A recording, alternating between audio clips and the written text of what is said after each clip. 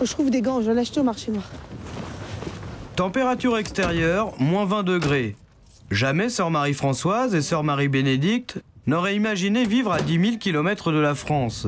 Et pourtant, depuis 5 ans, ces deux femmes se sont installées en Mongolie avec pour mission d'aider les plus démunis. Eux, ils sont en permanence alcoolisés, ils savent pas quel jour on est, quelle heure il est, à quelle heure on va venir ou pas. Donc en général, on fait un petit appel en disant on est là. C'était là? Oui, c'est là. Biché, Daran. Mais nous, on n'est pas obligé de dire amen, vous savez qu'on vient, c'est pas un problème.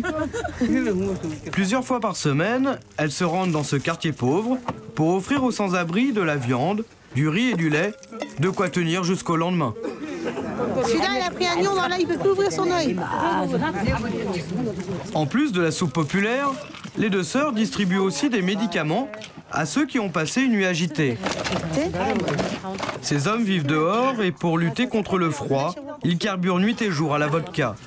De l'alcool frelaté et gelé, ils sont complètement ivres.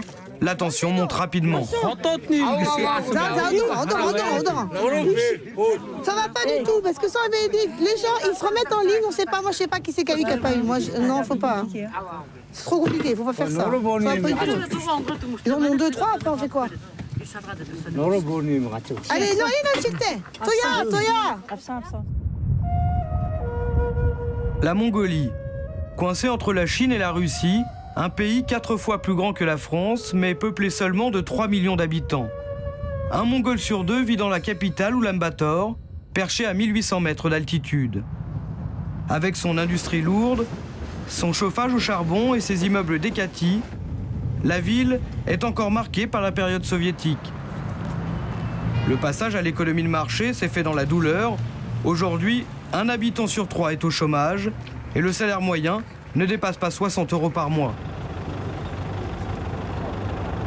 La misère est partout et les deux sœurs françaises font partie des rares à s'y intéresser. Sœur Marie-Françoise n'a pas toujours connu les hivers rigoureux.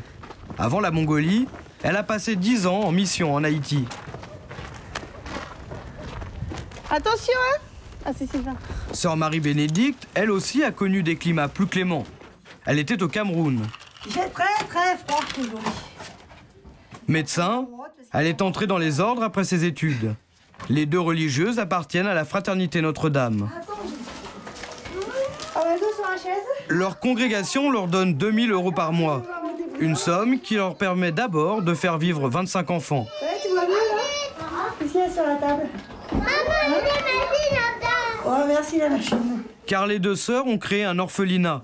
Depuis leur arrivée, elles recueillent des enfants que leurs parents ont abandonnés dans les poubelles de la ville. Vous avez entendu surtout maman, hein?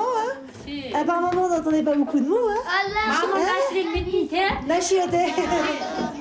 Pour ces deux religieuses, c'est un peu comme si elles étaient mères de familles nombreuses. Maman, elle est là, maman.